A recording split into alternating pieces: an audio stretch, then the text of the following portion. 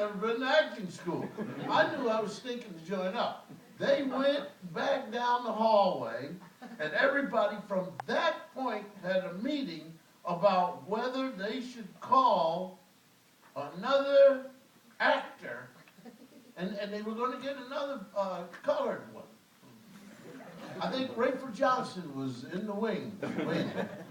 And Bob said, I can work with him. Sheldon said, he's going to be all right. And you said, well, what's the problem? Then we go all the way to Hong Kong. I've never been past Baltimore. No, I'm lying. Bainbridge. I've never been past Bainbridge. Well, we're doing things, and they had a thing in the script where I'm on the ground. This is I Spy, and we're in Hong Kong, and I'm on. Somebody knocked me out or something, and the little Chinese boy comes up, looks at me, and he takes his hand, and he does like that to see if this will come off. I don't know why they do this only with my people, but people are always trying to rub this off, you know. So, and then the next thing that happened in the first year was a stuntman. There was a thing where Scotty's car rolls over 1.5 times. And I said to everybody, my days of stunt work, I'm not jumping a half foot off the ground anymore. I was, stuntman. And I look, and there's a white guy. I'm watching this. He's got my clothes on. And they are putting, black.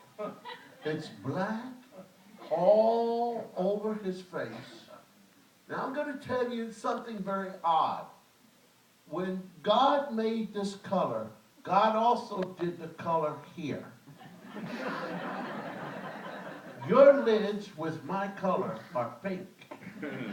You see, this guy had pink lids, and they couldn't color them, and they did, this part right here, and then he didn't look right around the lips. Not that they were small, but they just didn't look right. And I'm looking, and then they pulled out this wig and put this thing on. And my hair was only about another ½ inch longer in those days. And they got this big, and then they cut it down, and this guy drove, and they, say, action, and he's driving, and he's keeping himself hidden the way stuntmen do, and he whips the thing, and it goes, wham, and winds up like that, and he say, cut, print. I went over to Sheldon. I said, how much did he get for that? And Sheldon said, was around $750. I said, I know 5 guys in the press who will do this 4 times for $750. And the next time there was a stunt, shows up Calvin Brown, who then has been my stuntman for 45, 46 years. Yeah. One last comment. Get to the mic there. What Sheldon thought of you, I was speaking to Stanley Robertson, who you know, who... By the way, Stan Robertson, this Jewish man, did another thing. Stan Robertson, at the time, was also colored, or Negro, and he could be you people, too. And you hired Stanley, and he became the first Vice President. of, yeah. Why is it you don't want the people to hear this?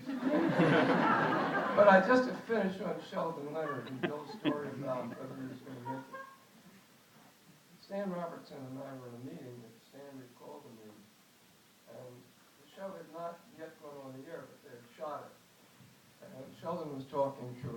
And, Robert Culp was fine for the role. He was a tennis player. And Sheldon said, the money's on Cosby. Now, he spoke the way Bill was just imitating him. He was very cryptic, and Cosby's going to do it.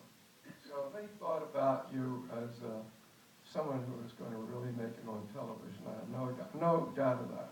Had he, Robert Culp, just made an eye movement when I was in the very first 3 shows, had he just gone, I would have been finished. The man could have taken whatever low self-esteem and made it go to the point where I would have just been happy to leave. He never did that. The only thing Bob ever said to me about acting was this. He looked at me and he said, "We will never say, let's get out of here." But this man was as wonderful as anyone could be. And we laughed. There were times when poor Sheldon, that's how we had to say his name, because Bob and I would get tickled about something, and then our wives had trouble with us, because whenever we would go out, we would just look at each other and just start laughing and talking, and our wives didn't know what we were saying. They were happy to go out, but then they weren't happy to be with us. I'm telling you, this guy was absolutely an amazing, amazing person. And that's all he ever told me. He would never say, let's get out of here. Well, we're going to look at one scene from I Spy, and so much of the success of this show was the chemistry that you and him had on screen. So I want to show a scene where actually you do a little bit of stunts, you do a little bit, it's a fight scene in a hotel room. I don't know if you remember it, but Yes, I remember. okay, so let's, 46 years ago. 46 years ago, I remember every punch. Okay. So, but anyhow, we'll show the first clip. This is from I Spy. This is from the first season in 1965.